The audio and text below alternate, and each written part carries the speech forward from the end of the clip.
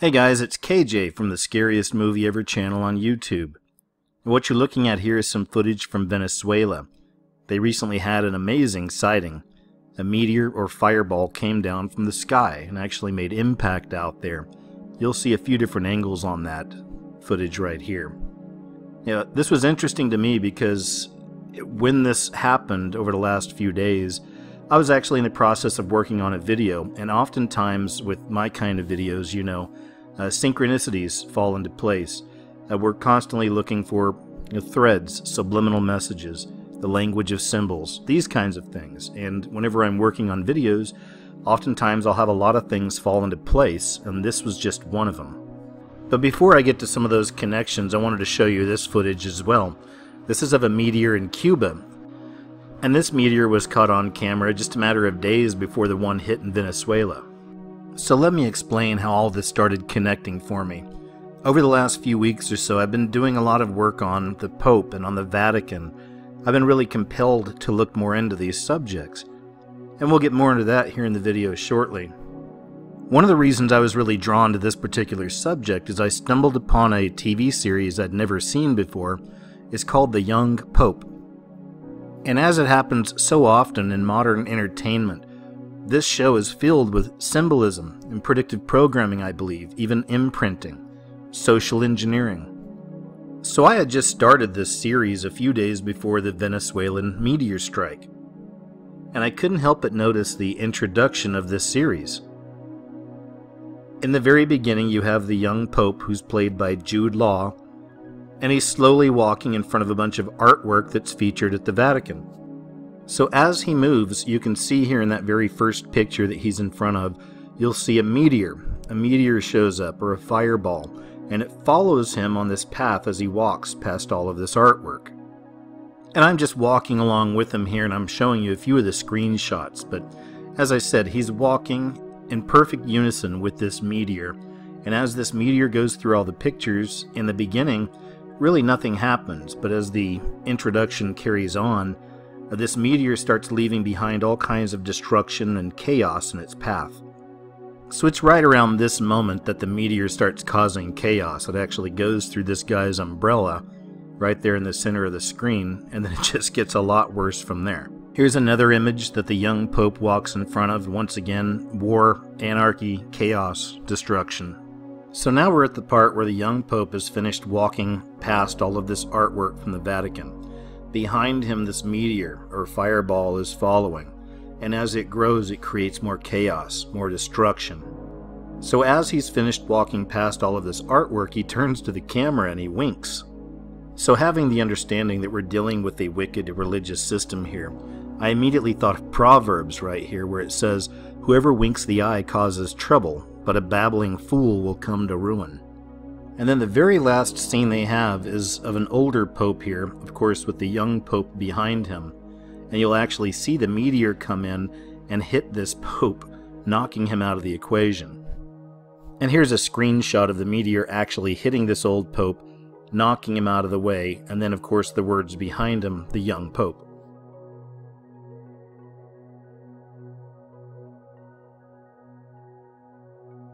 It's also interesting to take note that the very first image of the very first episode is of course the all-seeing eye. The Vatican, the Catholic Church as it stands now, is very much a part of the beast system, and I'm going to get more into that in this video as well. So of course it's interesting, they're speaking of a young Pope, and the very first scene is the all-seeing eye. It's his eye opening while he's in bed. Even more interesting is the second scene right after this. The second scene following the all-seeing eye is an upside-down figure of Jesus Christ. This is our introduction to as above, so below. This is our introduction to duality world, or mirror world. We're living in the upside down. So as I had mentioned, with those of you who have the eyes to see these types of things, you'll understand that this series is filled with end times symbolism. This is from a sequence in the show where the Pope is exercising in front of a statue of the Black Horse. And we see this black horse being one of the 4 horses of the apocalypse. And the black horse in particular represents famine. So now we've seen this same symbolism put out through entertainment for years now. And this is a fairly new phenomenon. You may remember this from the Katy Perry Grammys performance in 2014. She was surrounded by horned, demonic-looking figures and also singing to the Dark Horse, or the Black Horse of Famine. Now that wicked Hollywood system has used Katy Perry on many occasions before this. These people are truly sellouts. They have sold themselves out to this demonic Hollywood system. This is from Katy Perry's 2015 Super Bowl performance, where she literally fell from the sky on a star, a falling star. I've shown in past videos that this is in reference to Satan. And this is from the same Super Bowl performance, where Katy Perry literally comes out on stage riding the beast. All of this is in reference to the Whore of Babylon. And isn't it amazing how often they do things like this? They perform public rituals in front of millions of people, yet so few people can see. But you know, they've been doing these things for many, many years now, again, right in front of people's faces. Here's an image from the Super Bowl 34 halftime show, once again very occultic in nature, right? There's also lots of symbolism throughout this series that reference Mother Goddess worship, or the pagan roots of this particular religion. This is a fertility goddess statue that they actually have encased in this series in the Vatican. There's an ongoing storyline about how many of the priests will gather around this statue and lust after it and stare at it. But this is your connection back again to that Mother Goddess worship. This show in many ways is also symbolic for our current Pope. And Pope Francis is a Jesuit, so he's a part of one of those secret societies that comprise that pyramid of the beast system. In the very first episode of the series, the Pope comes out in a dream and says the craziest things to all of his followers. He tells all of them to do the exact opposite of what they should be doing according to their faith. So of course this was a dream sequence, but it actually mirrors a lot of things in real life.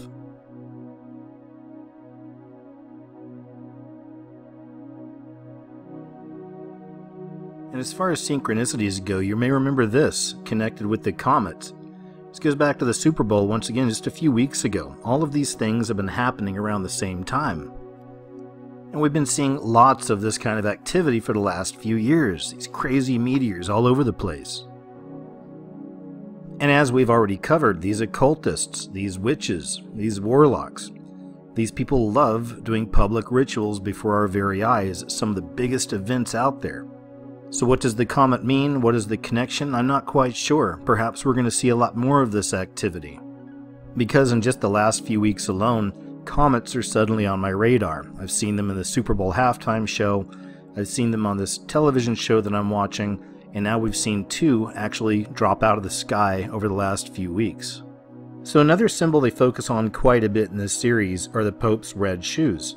Now, the red shoes are a very interesting symbol, and they've been a part of the papacy for a very long time. But when you look into the subject, you'll find a lot of different answers. So the official story is that red shoes are associated with power, and not only from within the church, but also the pre-Roman kings wore them as a symbol of status, because the red, which they called royal purple, was a costly dye obtained from rare sea snails.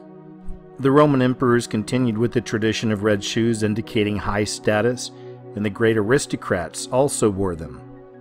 And the red shoes portion isn't just for this series, this is in real life. Many of the popes wear the red shoes. There's a whole history behind this. So I find it interesting, you know, the red shoes don't just turn up in the history of the popes or in the history of the Vatican, but we also find this. Just a few years ago, these images surfaced, and many more, with the red shoes. And all of this came to us through WikiLeaks and a lot of the Podesta connections as well. And perhaps that's why we have this strange sequence here from the young Pope. It's the first episode. During a dream sequence, he finds himself emerging from underneath a mountain of extinguished children. So speaking of the Mother Goddess symbolism, again, this show is packed with it. This right here is a screenshot of the young Pope's actual mother. They put him up for adoption as a little kid. And every time you see her throughout this series, she's wearing the 8-pointed star around her neck, or the Star of Ishtar. Once again, a direct connection back to the ancient mysteries, back to Mother Goddess worship. So all of this brings us back around to the actual Pope, Pope Francis. And I'm not sure if you heard or not, but recently he did something that's truly prophetic. He made a major move. For the last few years, he's been speaking to different Muslim imams, meeting them in the Vatican and discussing Islam. I found it interesting. Here's an image from one of their meetings. And of course, they took it through the other side of an 8-pointed star of Ishtar, once again back to that mother goddess worship.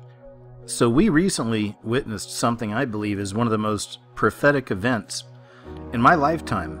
For the first time in history, a pope has actually gone to the United Arab Emirates. He met with a senior Muslim cleric, and they signed a pledge for peace. They signed this pledge in front of representatives of all the world religions. In many of the articles covering this event, they actually used the words coexist. That the Pope is working on a way for all of us, all the different religions, to coexist as one. I'm sure that most of you have probably seen t-shirts with this logo on it or bumper stickers on cars. But what you're looking at is the one world religion. It's the coming one world religious system. And Pope Francis is at the head of this right now. And this is all moving really fast. And the reason it's such a big deal is because there's only one religion out of all of these that really can't coexist with the others. And that religion is Christianity. This is why I believe in the coming years we're going to see more of a focus, a negative focus, on Christianity and Christians in general. And we're already seeing elements of that play out right now before our very eyes. Now this is interesting as well. The Vatican has actually created a Chrislam, Christianity and Islam logo. That's for Pope Francis's Servant of Hope tour. As you can see, it's the Christian cross, kind of, in between the crescent moon of Islam. People have been discussing Chrislam for the last few years. I actually made a video on this subject way back in 2014. We're literally living in a time where we see religious leaders from all the different religions coming together and speaking about coexisting, even signing pledges of peace between one another. We were warned about this very thing in the Bible, in Revelation, and I believe we're witnessing this right now. And I believe in the next few years we're going to see this really speed up. I mean, all you've got to do is just look at the news. This story is from a couple of days ago. Liberal Lutheran pastor melts purity rings into vagina sculpture, presents it to Gloria Steinem.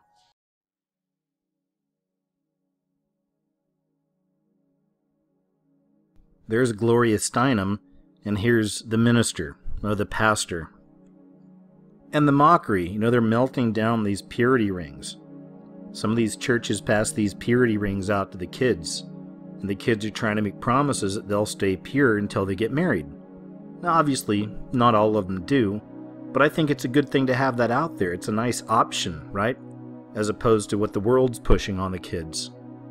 But the fact that they melted it down into the shape of a vagina goes back again to that mother goddess worship.